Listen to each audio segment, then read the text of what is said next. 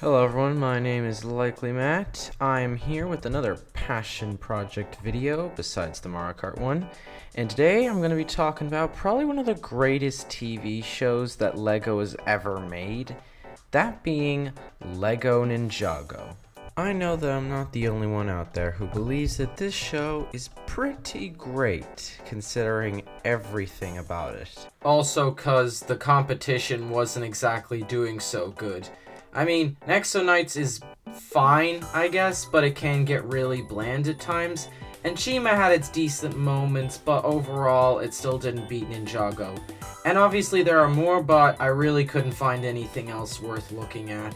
And if I did forget anything, then please don't come to my house and slaughter me. Anyway, this show's been running for over 10 years. And I remember distinctly everything that happened between seasons 1 through 7. And then I stopped watching after that because, I don't know, maybe I just lost interest. But I'm going to be doing a tier list on every single LEGO Ninjago season, starting with the first 7, and then moving onward to the newer seasons, and then maybe I'll get into Dragon's Rising once they release a new season. And with that, let the tier list begin.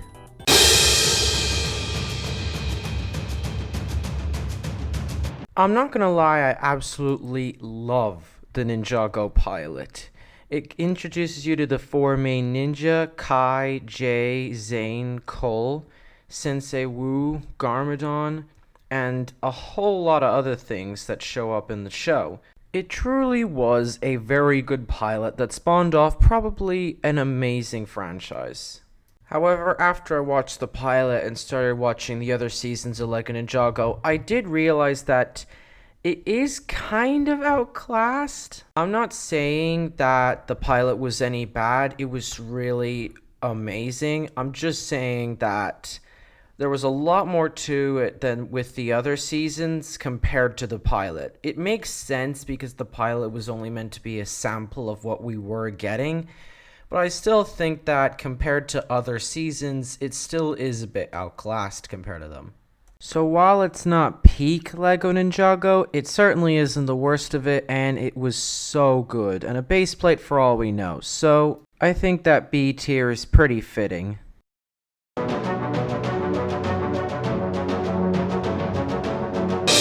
This season of LEGO Ninjago is not only a significant upgrade from the pilot, but in my opinion, it might just be one of my favorite seasons. The main focus of this season is the Serpentine, and their plan being to use the Fang Blades to awaken the Great Devourer, an ancient snake that is pretty gigantic from what I saw in the show. I'm not even joking, because when the Garmadon got bit by the snake, it was tiny. And now it's as big as the Empire State Building, which is massive. I really like the Serpentine in this season, and I also really like the Legend of the Green Ninja, a ninja that is even stronger than all 4 of the other ninja combined. However, on that note, I do have to say, Lloyd being the Green Ninja, I'm not too big of a fan of. When I watched the pilot when I was just a teenager, I assumed that Kai would be the Green Ninja, considering how he was the main focus of the pilot, in terms of the other 4 ninja, because he was the one who got the most screen time. It's not that I don't like Lloyd, it's the fact that I feel like Kai kinda got screwed over by Lloyd. Even in the newer seasons, Kai is just treated like crap. But besides that little hitch with Kai not being the Green Ninja and it being the little twerp with a bad haircut, I still really enjoyed this season. I love the new ninja suits that they had. I really liked the different tribes of the Serpentine. And I really liked how at the end it led into Garmadon obtaining the golden weapons, the Devourer being defeated, all leading into the next season. And I think it's only fair that it is put in A tier.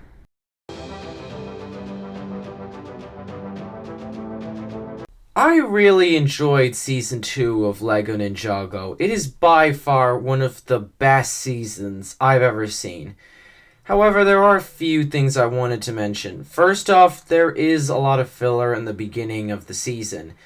And on top of that, the whole thing with the golden weapons and Garmadon turning it into a mega weapon, that whole thing was kind of for nothing with the finale.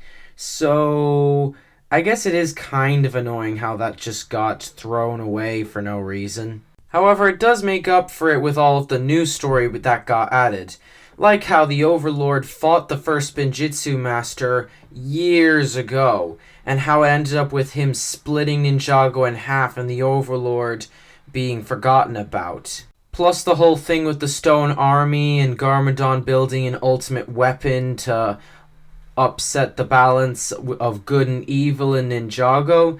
And on top of that, with the cool final battle, really tied the season in together and made it really enjoyable for me. Plus, this is the season that added Dareth, so that's another big factor thrown in there. This season actually was supposed to be the ending of Ninjago, but because of the tremendous amount of requests from all these small little children that were sad that Ninjago was ending, and also because all the other attempts weren't exactly making nearly as much money for LEGO.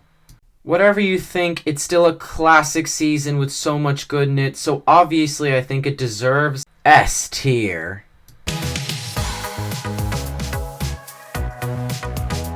I'm not gonna lie, Season 3 of Ninjago is probably one of the weakest installments we've gotten.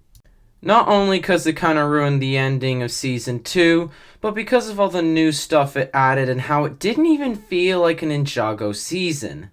This whole season screams techno, which I don't even think it fits well with Ninjago as well as it could. Plus it added one of the worst love triangles of all time between Cole, Jay, and Nia. And they made Kai a bit cocky. Not as cocky as what was to come.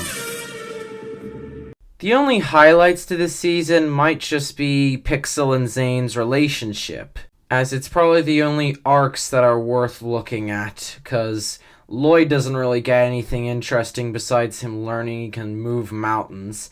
Kai has basically nothing, and Jay and Cole have their stupid love triangle with Nia, so really, Zane's is kind of the only thing that's saving this season from being god-awful. I will admit, though, the one thing that I feel like actually made this season really decent was the finale, as that was probably the thing that saved it from being very low on this list. Even though it doesn't save it from being good, it's still probably the best moment, and that is Zane bloody dying. Cause let's face it, with the music and the intense moment and the heart rate monitor, it really made for a moment that definitely made a huge dent in my life, not gonna lie. So naturally, I believe that this season deserves C tier.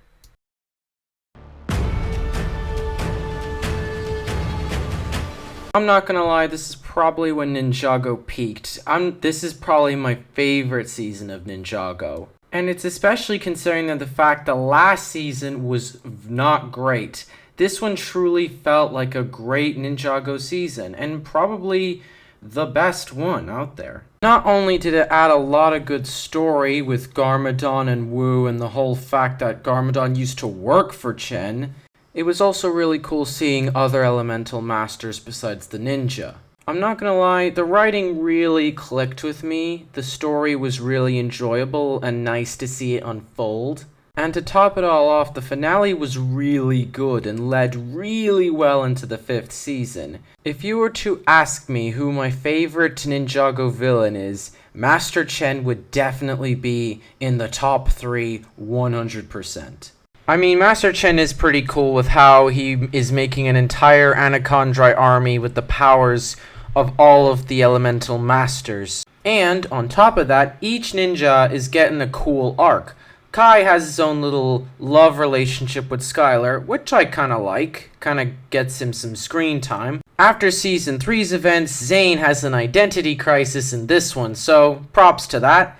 And also learning about how Garmadon used to be under Chen's wing, and how it affected everyone, including Misako and Wu and Lloyd. Overall, a really good season, and a big wake-up call after Season 3. So it definitely deserves an S tier.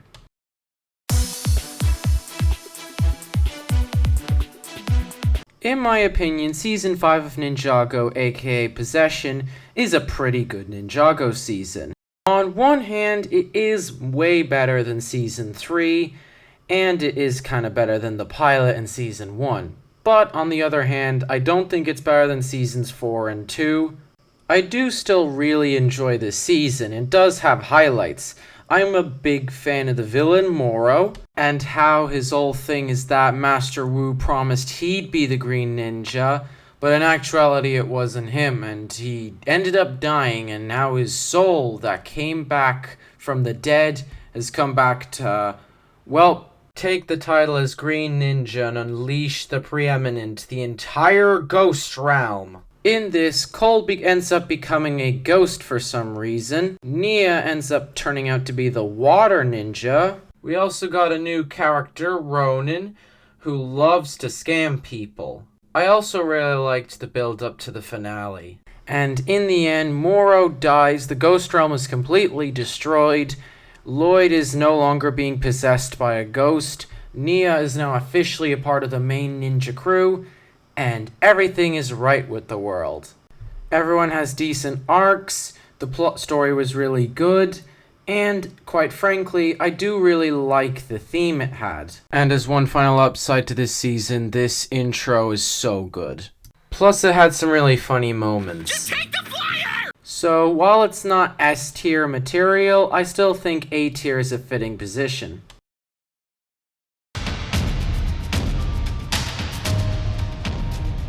Season 6 of Ninjago is actually pretty good in my opinion. Jay actually has a decent character arc with the whole relationship with Nia deal, which is kind of interesting because we never really get anything out of him in terms of arcs that affect his character development. However, in terms of the other characters, they basically have zero arcs, and they make Kai ridiculously cocky. Like, he's so cocky, he can't go 10 minutes without tweeting his location to his ridiculous fan base. The problem with slowly picking off the ninja one by one, no matter how cool it kind of is the fact that characters like Kai and Zane barely get any screen time, while characters like Nia and Jay are in it for the majority of the season. The benefit to that is that they're the only ones with a character arc, so it kind of makes sense. However, despite the cool premise, good, decent story, and great new characters, there was a big hitch to this season that makes it pretty bad. The finale. Most Ninjago finales are probably the best part of each season, but this one by far takes the cake for the worst one. And basically, Jay wishes that no one found the teapot which Narukon was kept in. And because of that, all of the events of Season 6 were completely undone and were pointless. I mean, if I made a great story and I couldn't figure out how to end it, this might be the worst way to end it, with it just being all a dream or completely erased due to time shenanigans. This season honestly had a great premise and a lot of good new characters, and Jay had some decent character development, but with the annoying ending, it completely drags it in the dirt. So unfortunately, all it gets out of me is a B tier.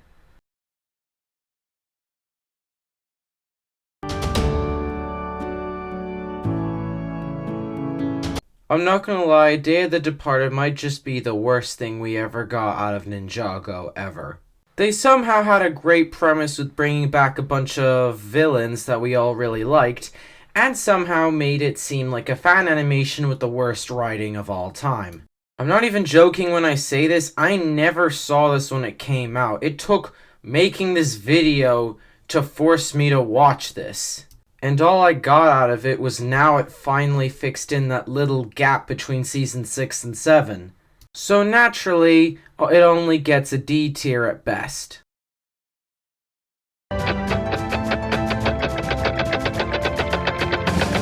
I'm not gonna lie, Season 7 of Ninjago is probably one of the more forgettable seasons of the show.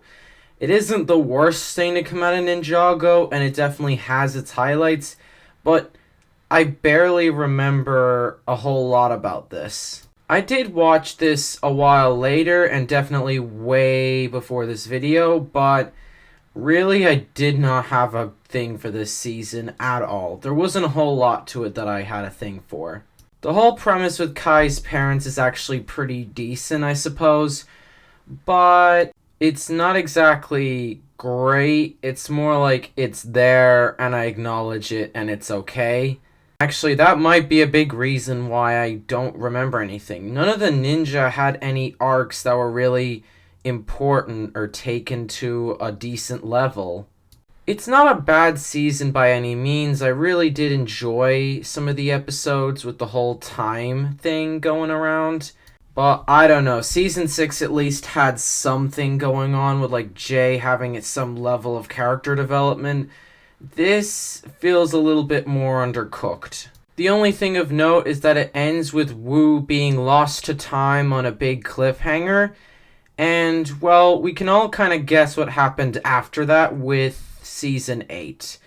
So, I'm gonna have to give this, I'd say, B tier at best. And now, the moment you've all been waiting for, here is the final tier list. Obviously, I did miss a few of the seasons, but if I did decide to do those, then this video would have been a lot longer. So, I'm gonna have to make a part 2 if this video does well. So, what do you think of my opinions? Do you think that I'm right? Or do you think I'm stupid and wrong and I should never come back to YouTube ever again? Just know I specifically disabled comments on this video for obvious reasons. So if you like this video, then unfortunately, like most YouTubers, I'm gonna have to tell you, like and subscribe. It does help out a lot around here. Especially considering how small of a creator I am. I don't even have 100 subscribers as of now. Thank you so much for watching, and let's hope I make a part 2.